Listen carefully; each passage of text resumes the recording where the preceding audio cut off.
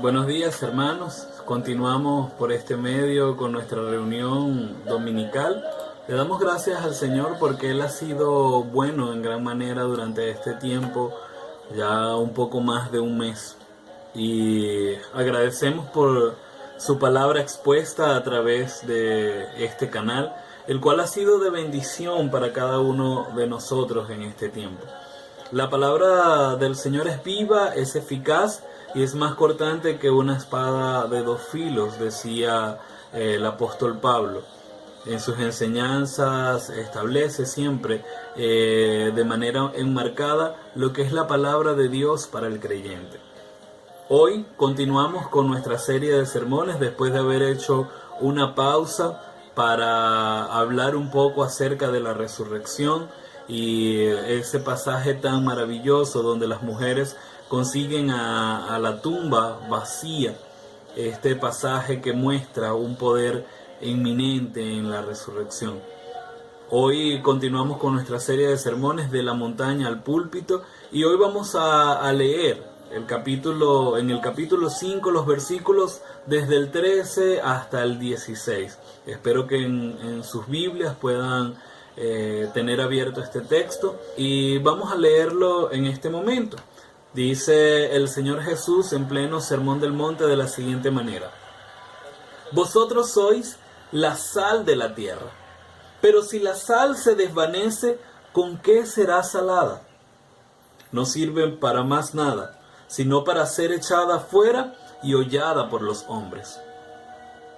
Versículo 14. Vosotros sois la luz del mundo. Una ciudad asentada sobre un monte no se puede esconder. No se enciende una luz y se pone debajo de un almud, sino sobre un candelero, y alumbra a los que están en la casa. Así alumbre vuestra luz delante de los hombres, para que vean vuestras buenas obras y glorifiquen a vuestro Padre que está en los cielos.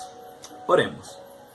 Padre, que tu semilla sea sembrada en nuestros corazones y que dé fruto a tiempo. Luego de Jesús enseñarle a sus discípulos acerca del carácter cristiano en las bienaventuranzas, Él comienza a prepararles para que ellos puedan exteriorizar este carácter. Les habla a través de una analogía con elementos que perdurarían para el resto de la vida. Y estos elementos iban a ser esencial en el andar diario. Esto demuestra el pensamiento sobrenatural de Cristo hacia la eternidad. En el pasaje leído en Mateo 5, versículos del 13 al 16, observamos dos cualidades para formarnos como discípulos de influencia fuerte, y ese es el título de este sermón: discípulos de influencia fuerte. En primer lugar, un discípulo de influencia fuerte es como la sal. La sal es un elemento que no puede faltar en la mesa. Y aunque su uso más frecuente es el de dar sabor a la comida, la comparación entre el discípulo y la sal va mucho más allá de esta cualidad que tiene la sal. La sal, en primer lugar, es un agente conservante de la corrupción. En los tiempos de Jesús y aún ahora, la sal es usada para evitar que las carnes se dañen y prolongar la vida de la misma. El discípulo debe actuar en medio de este mundo como la sal. Debe cuidar su vida de la corrupción, pero también actuar en los lugares donde ha empezado algún tipo de contaminación. En segundo lugar, la sal, o un discípulo que es de influencia fuerte como la sal, es un agente de sanidad.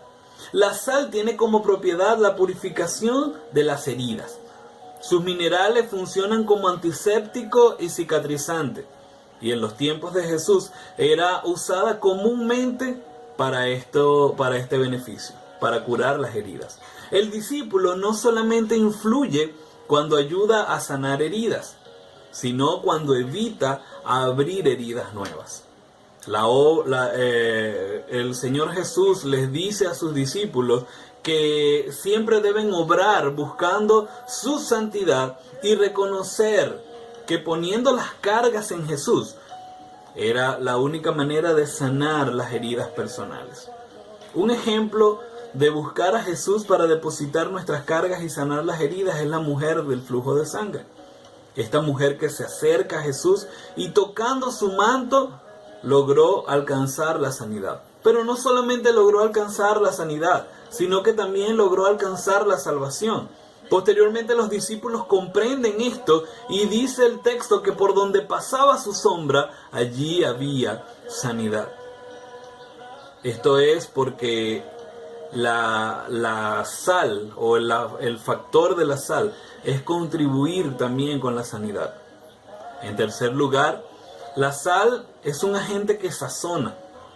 El discípulo de influencia fuerte, que es como la sal, sí va a sazonar, pero muchas veces la idea de sazonar puede hacernos creer que somos indispensables. Sin embargo, el Señor Jesús hace relación a la sal que pierde su sabor. En la actualidad, la sal no pierde el sabor por algunos procesos que ella vive en su refinamiento. Pero en los tiempos de Jesús, la sal era sacada del mar muerto. Y muchas veces esta sal, cuando era mezclada con agua, perdía su sabor, pero los granos quedaban intactos. Jesús hace una advertencia en que el discípulo que solo vive la religión por apariencia parece sal, pero no es sal. No hay sal en sí. Es necesario ser salado. Esto quiere decir tener una vida espiritual sana para mantener el sabor y así sazonar. La sal insípida era pisada, era tirada a los caminos. El creyente sin sabor cae ante las tentaciones y pierde el control de su vida cayendo en excesos, ya bien sea de libertinaje o de una religiosidad sin sentido. También podemos observar que la sal es un agente que produce sed. Un discípulo de influencia fuerte debe producir sed. La sed es una característica que resalta en este texto entre líneas. Si usted toma una cucharada de sal, su cuerpo comenzará a necesitar agua en grandes cantidades. Si actuamos conforme a la palabra del Señor, seremos suficientemente salados como para provocarle a nuestro entorno la sed de Cristo. No es una casualidad que este texto esté en el orden después de las bienaventuranzas. Jesús le dice a sus discípulos que si quieren ser de influencia, debían actuar con el carácter cristiano, producir sed en su entorno y el agua, y él como agua viva lograría calmar esta sed. La sal también tenía la característica de un sello para el pacto. En Levítico, Dios mismo exige que la ofrenda no se le coloque levadura. Y la levadura quiere decir que o pudiesen decirnos hoy en día que es vivir el evangelio solo de apariencia. En cambio, el mismo Dios dice que a la ofrenda se le colocara sal. Un discípulo de influencia fuerte es como la sal. Pero también un discípulo de influencia fuerte es como la luz. Amado hermano, Jesús es la luz del mundo. Es la fuente misma de la luz. No somos pequeños Cristos, como algunos predicadores de enlace han hecho ver. Somos al contrario un reflejo de la luz de Cristo. En el Antiguo Testamento existían dos palabras que daban testimonio de que somos solamente un reflejo. Estas dos palabras aparecen en el Génesis. Y estas palabras en el hebreo son Selem y Demut. Hoy en día nosotros las traducimos a nuestro idioma como imagen y semejanza.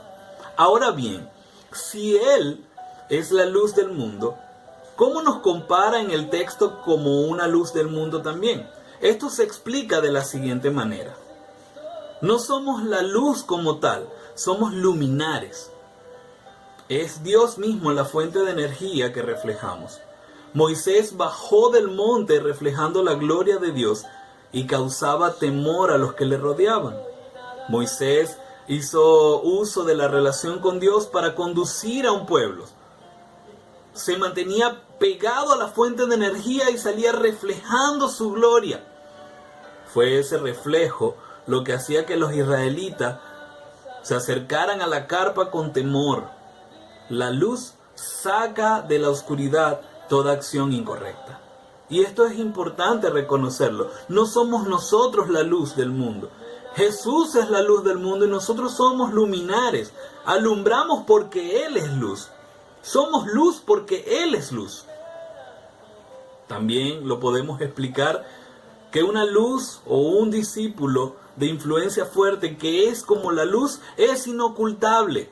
Si se enciende una luz, se hace para disipar la oscuridad. Una luz no se colocará debajo de la cama o de una caja, y la cama y la caja pudiesen reflejar las comodidades y las preocupaciones, todo aquello que esté alrededor del discípulo. No se enciende una luz para colocarla debajo de la cama o debajo de una caja, al contrario, se coloca en el sitio más alto para brillar. Muchos creyentes fueron quemados en los postes de Roma por el imperio de Nerón o por el emperador Nerón. Esto se hacía para alumbrar las calles. Esto fue aproximadamente en los años 60 después de Cristo. Estos martirios y estas persecuciones causaron un avivamiento en la ciudad. Mientras más morían y eran quemados por el imperio, muchos más eran los que creían. El testimonio de Cristo en nuestras vidas es la luz que dará acceso a otros a creer en Él.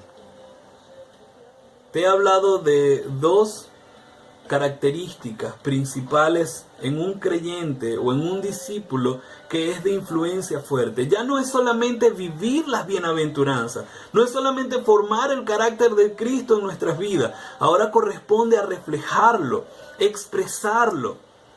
Y este carácter de Cristo se expresa cuando actuamos como sal y como luz, con cada una de las cualidades que hemos mencionado de forma previa.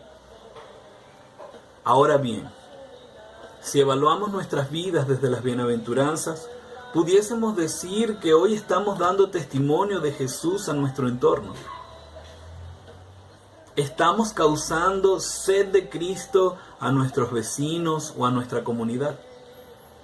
¿Sanamos heridas sin abrir nuevas o estamos siendo causantes de nuevas heridas? Hemos traído nuestras propias heridas a los pies de Cristo. ¿Somos discípulos de influencia fuerte o está nuestro entorno hostil influenciándonos a nosotros?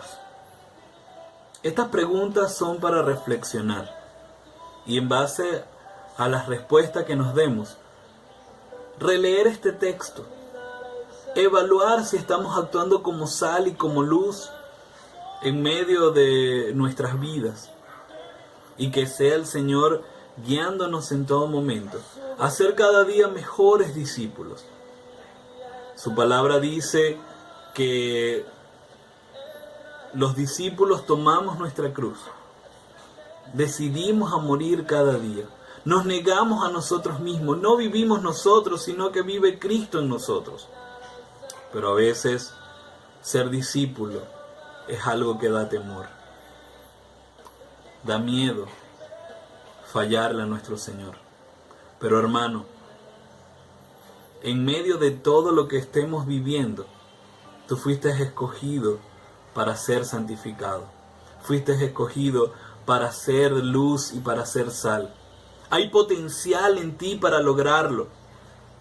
Corresponde que tu vida sea tan apegada al Señor, que es la fuente tanto de la luz como es esa fuente que procesa la sal hasta darle el mejor sabor posible, hasta darle la mejor forma de conservar, hasta darle la mejor forma de sanar, hasta provocar la sed más grande en el entorno, para que así nuestro entorno pueda creer. Que el Señor te bendiga, hermano, y que esta semana la palabra de Dios pueda ser realidad en nuestras vidas. Y que cada día seamos mejores para la gloria y la honra de nuestro Dios. El Señor les guarde. Un abrazo.